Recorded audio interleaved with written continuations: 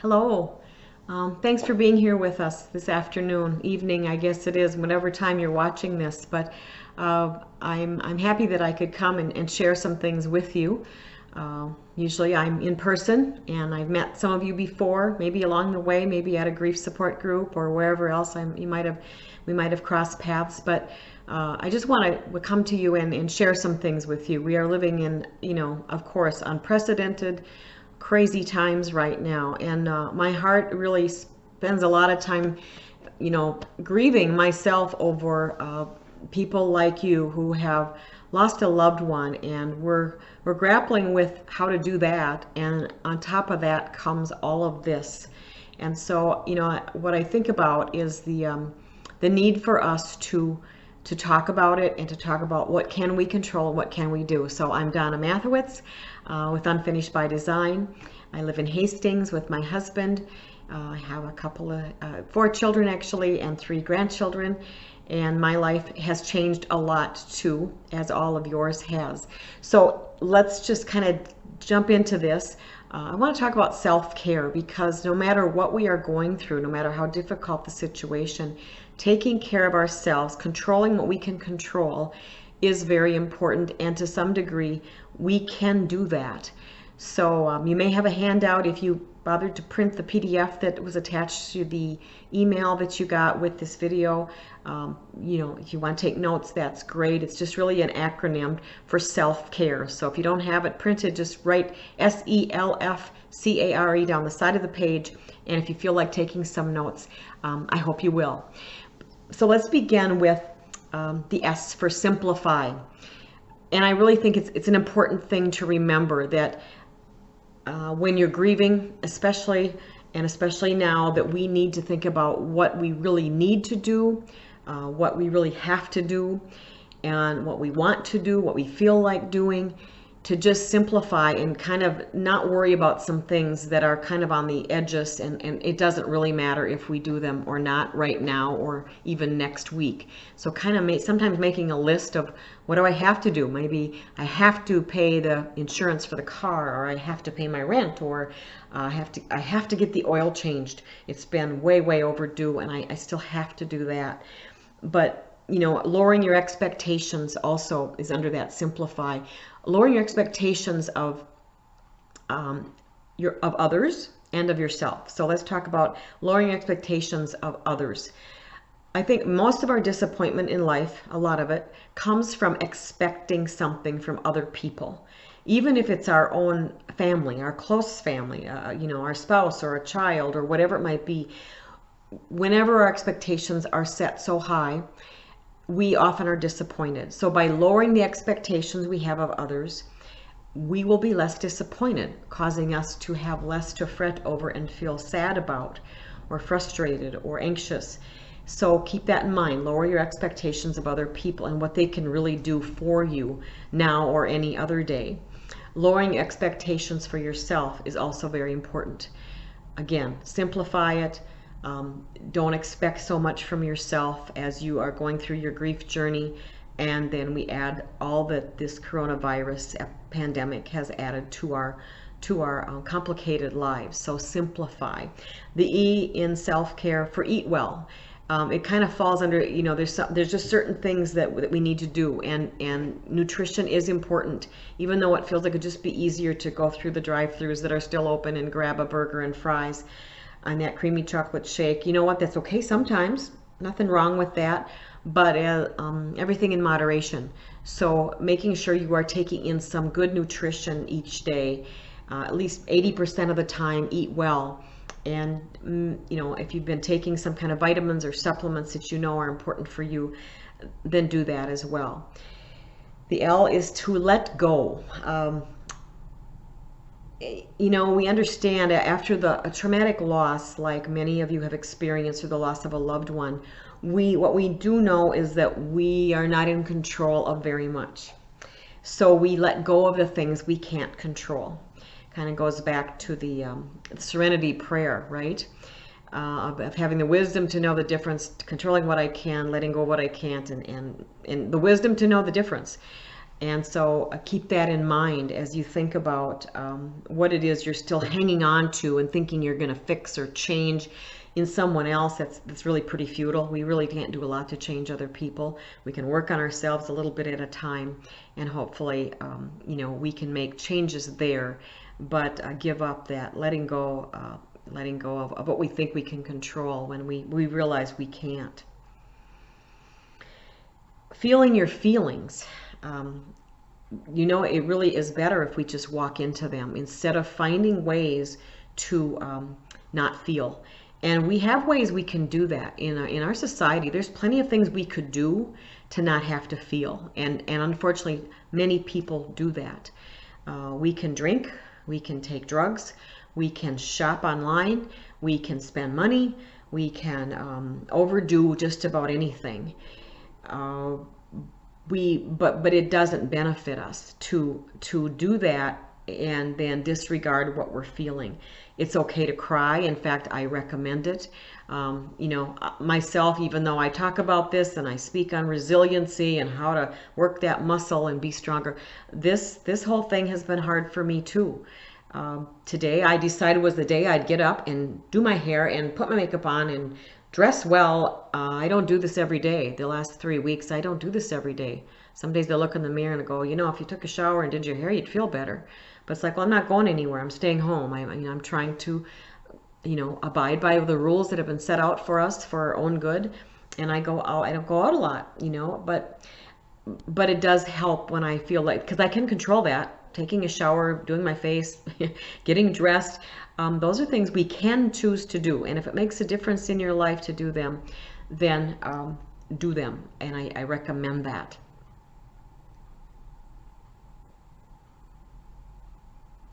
Okay, let's move on to the care, the C-A-R-E.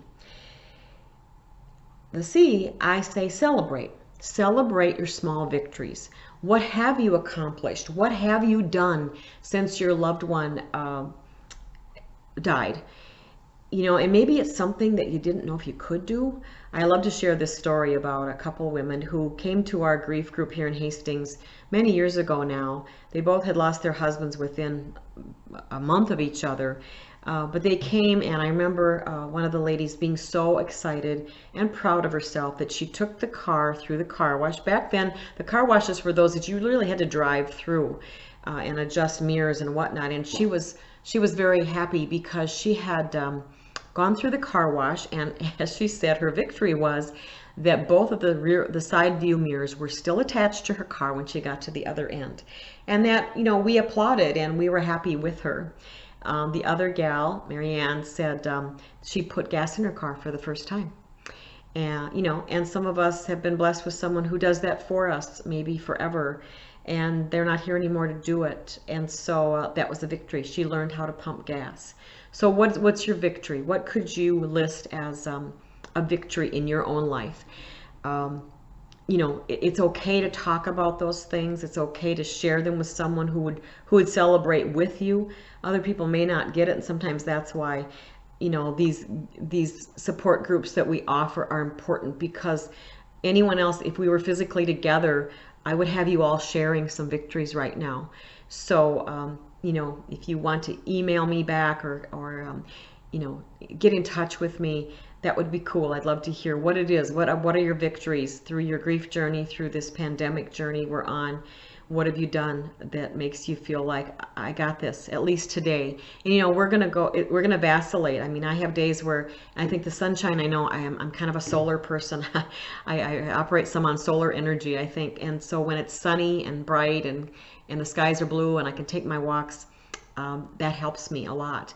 On days when it's cloudy and windy and rainy, I feel my mood is not like that most of the time, and so it's difficult to kind of maintain that feeling of being lifted up and hopeful that all this is going to resolve and get better. But I celebrate the days when I feel like I can go to bed and know I accomplished something.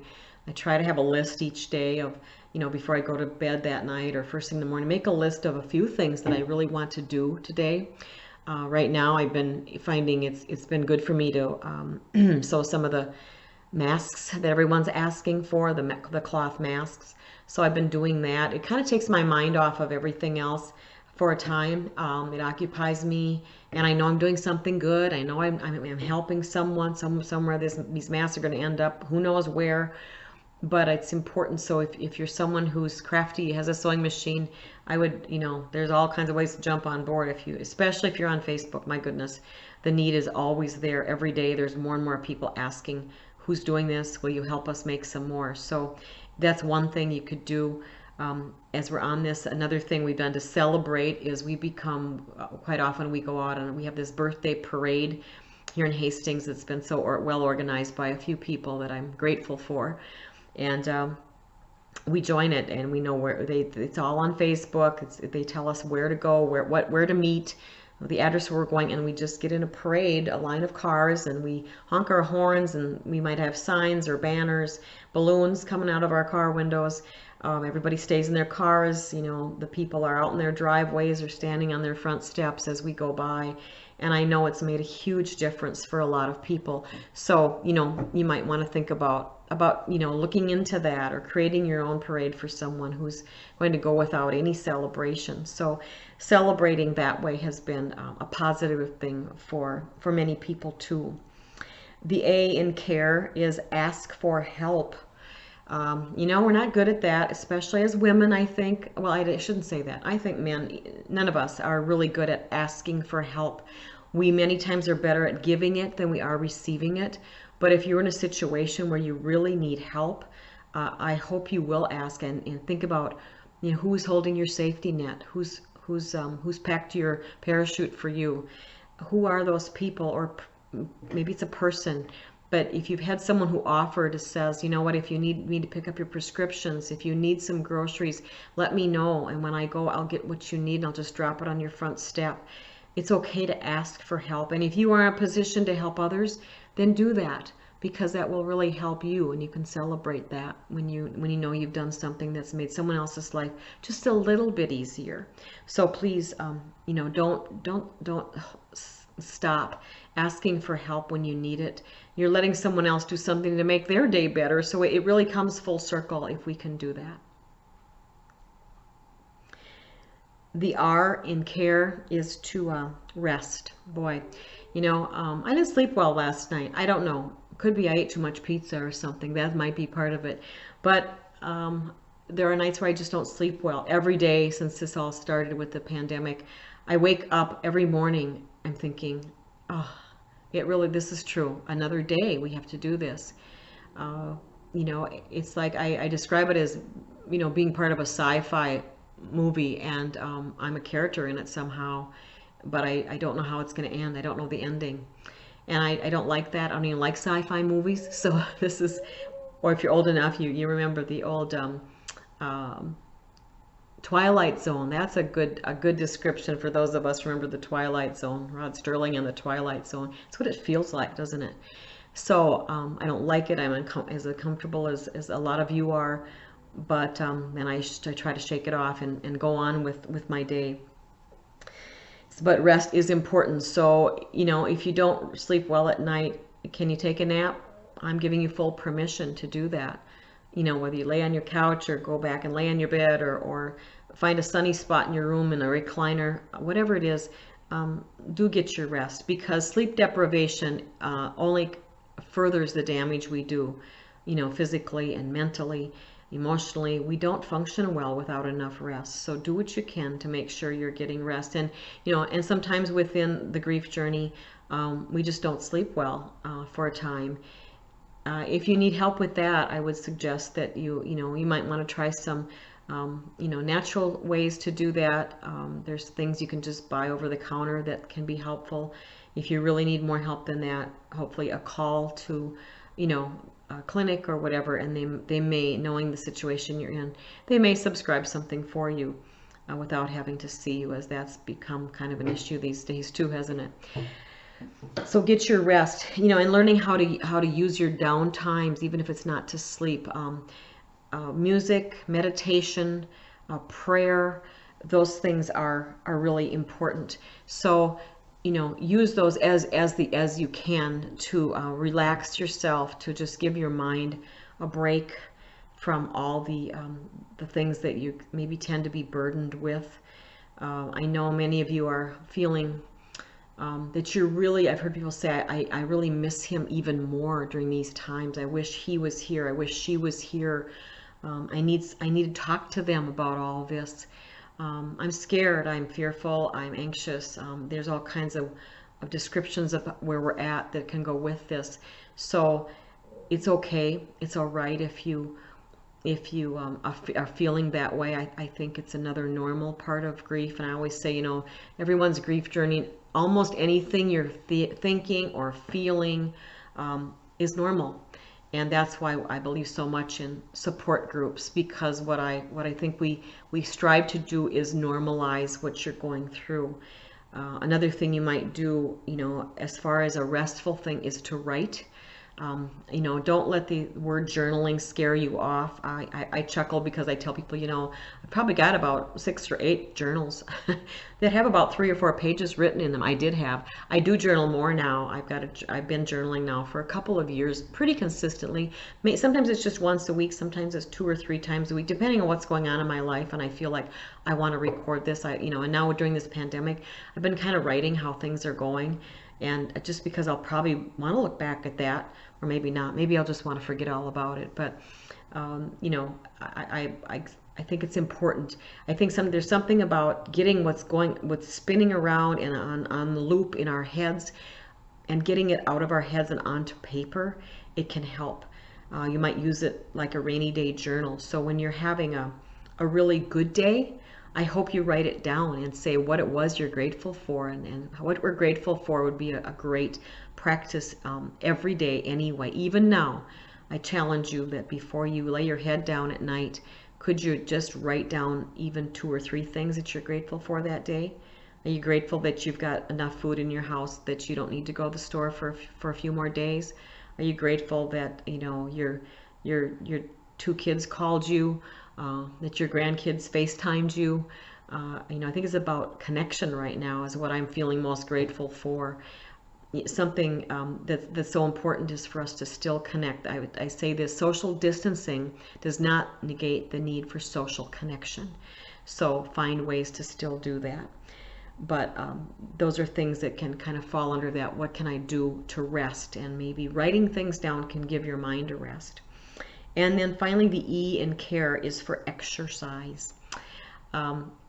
There's all kinds of things that are important. So, the things of eating well, drinking plenty of water, getting your sleep, getting rest, and then exercise is like that 4th piece of self-care.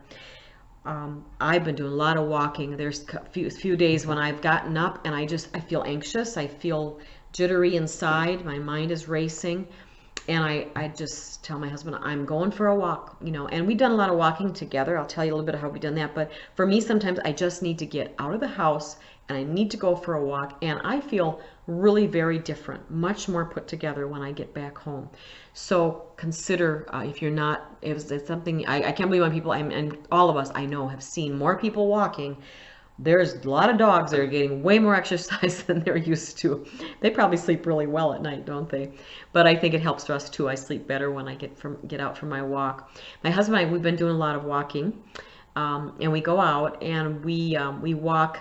And if it's around where we live, we just walk because we know there's certain people we know, and we ring their doorbell, knock on their door, and we step back. And we stand out at least 6 feet away from them. They come out, stand on their steps, or come out in the driveway, whatever, and we talk. They might need a sweater or a hat or whatever they need, and they grab it, and they're anxious to come out. And we just have a nice visit with them. We walk away from that. They feel better because they've had some connection with someone and seeing a familiar face that's smiling. And I feel better because we know that each other, we're doing okay. I'm doing all right. They're doing okay. So maybe that's something you want to think about engaging in. And then we just drive somewhere. If it's too far to walk, we drive to a neighborhood where we know some people, and we just get out of our car and we start walking, and we walk to their house. And so they're surprised and they say, "Oh, gosh, you walked a long ways," because they know where we live. And we said, "Well, no, honestly, we didn't walk that far. We parked a few blocks down the street." But anyway, it's been precious, and it's been it really is pretty cool. So I would encourage you, and we're still keeping the social distancing at the top of the list. But boy, we need the fresh air. We need to see other people. We need a smile. We do air hugs, and we move on, and we've connected, and we might repeat that again and see the same people more than once. So it's pretty cool. But exercising as well as walking, of course. If you're someone who's been used to going to a gym, you can't do that. You say, "Well, I don't have a home gym." You don't need one. Go to YouTube and just search for exercises. My goodness, there are so many, and it's we want a 7-minute or a 15-minute or a 25-minute or longer. What level are you? There's walking exercises where you just walk in place at home and do a few other stretches with it. And stretching is good. So just think about, well, how can I exercise? How can I because we cannot spend this whole time sitting on a couch, playing games on a computer, watching TV. Oh, please don't watch too much TV. Think about, when you think about what you're taking in, what are you eating? What are you letting your mind eat? Because we do not need as much information as some of us are getting. I do not think there's any benefit in it. Choose a time that you're going to turn on the news or listen to the conference from wherever you want. The state does one, the federal agencies do one, but choose who and when and how much you want to do that, because it can get so overly done, and it's just more for us to churn over in our heads. So go to reliable resources.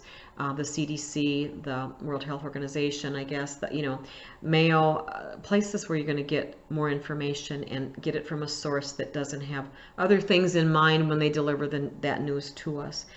So given all that, I hope you will concentrate on your self-care. It's an important piece. And I just want you to take care of yourself. We'll come out the other side. Groups will begin to be able to come back together again. It'll be a good time, a good day when we can do that. We're all missing that, those of us who provide it. And I know those of you who had made that almost like a lifeline for now for you. So we'll be back together again, but I challenge you to do what you can, as much as you can, and take care of yourself. So in the meantime, if you want to connect with me, please go to my Facebook page, Unfinished by Design, and find me there. If you'd like to, and my email is Donna@UnfinishedByDesign. I put out a monthly newsletter that pertains to the whole journey of grief and making it applicable to what we're going through right now as well. Sometimes I share a recipe or a craft and keep it light and yet very helpful. So, if you'd like to be subscribed to that newsletter, just send me an email or contact me on Facebook and let me know how I can serve you, especially now during these times. So take care. Bye.